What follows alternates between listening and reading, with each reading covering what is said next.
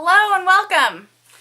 So I wanted to show you how I cut multiple layers of Yonder at the same time. If you feel most comfortable cutting one at a time, go for it. I'm comfortable with cutting 4 at a time, and I wanted to show you how I do that without wasting any fabric unnecessarily. So the first thing I do is I select a vertical and a horizontal line on my cutting mat, and I line up the fabric so that what I need to trim off is just beyond this line and this line, these horizontal and vertical lines. So my selvage will be hanging out on this side, and I lay that down.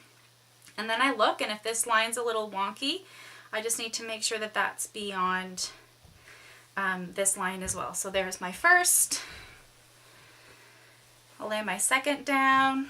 Now, if you have a fabric with a beautiful selvage that you want to keep, you are welcome to bring that selvage way beyond, as long as you're going to have the usable fabric measurements that are suggested in the pattern and in the bonus file for fat quarters. So this is beyond, and that's in good shape.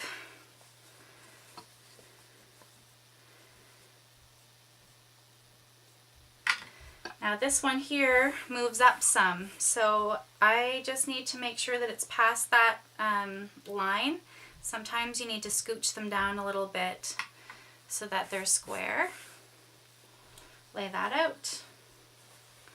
And my final piece.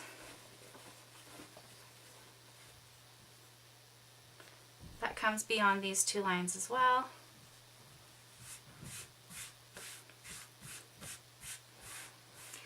And then all that I need to do, I know that all the selvage is beyond, and I'm going to have usable fabric once I do this cut.